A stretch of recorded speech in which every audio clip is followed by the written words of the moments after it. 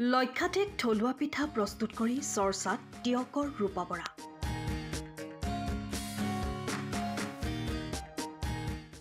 ভোগৰ উৎসৱ ভোগালী। সকলো ব্যস্ত ভোগালী কাটৰাত। এয়া টিয়কৰ কাকজান দুলীয়া গাঁৱৰ এখন বিশেষ আখলৰ পৰিৱেশ। ৰূপা বৰা নামৰ এগৰাকী উদ্যোগী মহিলাই আজিৰ পৰা কিছু বছৰৰ পূৰ্বে গাঁৱৰ কেইবাগৰাকীও মহিলাক লৈ আৰম্ভ কৰিছিল থলুৱা পিঠা প্ৰস্তুতৰ এক প্ৰকল্প। এইবাৰ বিহু বুলি প্ৰায় লক্ষাধিক পিঠা প্ৰস্তুত কৰি টিয়ক, যোৰহাট, শিৱসাগৰ আদি স্থানলৈ প্ৰেৰণ কৰিছে।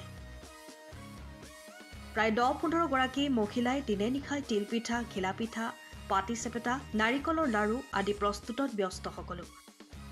উল্লেখযোগ্য যে বৰ্তমান কেঁচা সামগ্ৰীৰ আকাশলংঘী মূল্যবৃদ্ধিৰ বাবে বাৰুকৈ প্ৰভাৱ পেলাইছে পিঠাৰ বজাৰখনত। বিশেষকৈ ৰাজ্যখনত হিতাধিকাৰী সৃষ্টিৰ বাবে বৰ্তমান কাম অথবা খেতি কৰাৰ প্ৰৱণতা কমি যোৱাৰ হেতুকে বজাৰত থলুৱা সামগ্ৰীৰ দাম বৃদ্ধি হোৱাটো জাতিটোৰ বাবে শুভ লক্ষণ নহয় বুলি মত প্ৰকাশ কৰিছে উদ্যোগী মহিলা ৰূপা বৰাই। সেয়ে বিনামূলীয়া আঁচনিৰ পাছত নদৌৰি তথা হিতাধিকাৰী হোৱাতকৈ কৰ্মসংস্কৃতি গঢ়ি সমূহ ৰাইজক নিজৰ জীৱন জীৱিকা সুৰক্ষিত কৰিবলৈ আহ্বান জনাইছে এইগৰাকী আদৰ্শ মহিলাই। প্ৰস্তুতি ভাল, সুন্দৰ প্ৰস্তুতি আমাৰ। পিঠা বহুত বনাইছো, দৈনিক হাজাৰ হাজাৰ পিঠা প্ৰস্তুত হৈয়ে আছে। তিল পিঠা বনাইছো, ঘিলা পিঠা বনাইছো, মিঠা নিমখীয়া এটা যিটো আনন্দ পিঠা সেইটো বনাইছো, পাতি চেপটা বনাইছো, সুতুলি পিঠা বনাইছো, এনেকৈ বিভিন্ন ধৰণৰ পৰম্পৰাগত পিঠা আমি প্ৰস্তুত বনাইছো। বিহু বুলি বহুত হৈছে আৰু মানে এনেকুৱা ধৰণৰ দৈনিক আমি প্ৰতিবিধৰে হাজাৰ অধিক পিঠা বনাই আছো। এনেকৈ আজি 1 মাহ দিন ধৰি বিহুৰ বাবে প্ৰস্তুতি চলি আছে, কিন্তু দৈনিক পিঠাখিনিও আমাৰ বজাৰলৈ গৈ আছে। যথেষ্ট প্ৰভাৱ পৰিছে, মানে যিখিনি আমাৰ এই খাদ্য সামগ্ৰী প্ৰস্তুত কৰিবৰ বাবে যিখিনি কেঁচা সামগ্ৰী, সেই কেঁচা সামগ্ৰীখিনি আমি বহুত দামত ক্ৰয় কৰিব লগা হৈছে। সেইকাৰণে এতিয়া আচলতে নাৰিকলৰে দাম বহুত বাঢ়িছে। এতিয়া এটা মিঠৈ ধৰক আমি এতিয়া লাডুটো 5 টকাত দিবলৈ যথেষ্ট মানে চিন্তা কৰিব লগা হৈছে। তথাপিতো বহুত বেছি দাম কৰিবও নোৱাৰি, আৰু তথাপিতো আমি পৰিৱৰ্তিত সময়ৰ লগত অলপ সমতা ৰাখি কৰি আছো, কিন্তু ব্যৱসায়ত লাভৰ পৰিমাণটো লাহে লাহে কমি গৈছে। বৰ্তমান এতিয়া 10 গৰাকী আছে, এনে 15 গৰাকী আমাৰ মানুহ।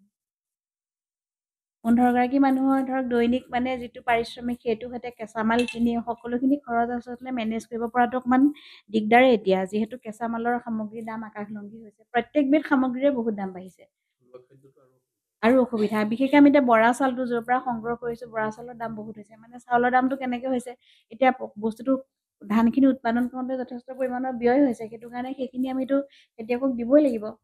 পাৰ কেজি বৰা চাউল আমি 50 টকাকৈ সংগ্ৰহ কৰিছোঁ। 50 টকাকৈ সংগ্ৰহ কৰাৰ পিছত ঢেঁকীত কৰি চাউল কিনি আনি ঢেঁকীত কৰি বজাৰলৈ এটা প্ৰস্তুত কৰি মানে খাদ্য সামগ্ৰী খোৱাৰ বাবে মানে যিটো ধৰক আমাৰ প্ৰস্তুতি, সেইটো কৰালৈকে বহুত টকা খৰচ পৰি যায়।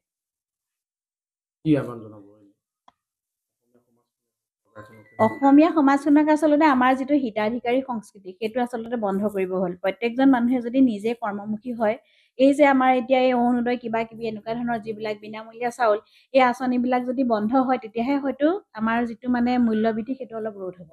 মানে মানুহে আজিকালি কাম নকৰা হৈছে, এনেই 1250 টকা পায়, ফ্ৰীতে চাউল পায়, কষ্ট নকৰে। এই হিতাধিকাৰী বাঢ়ি যোৱাৰ লগে লগে মানে আমাৰ যিটো মূল মানে অৰ্থনীতি সেইটো অলপ বেলেগ হৈ গৈছে। তাৰ প্ৰভাৱ পৰিছে, কিন্তু যথেষ্ট প্ৰভাৱ পৰিছে। কৰ্ম সংস্কৃতিটো আমাৰ নাইকিয়া হৈ যোৱাটো আমাৰ সমাজৰ কাৰণে বহুত এটা বেয়া কথা হৈছে। ব্যুৰো ৰিপৰ্ট, টাইম অফ আছা।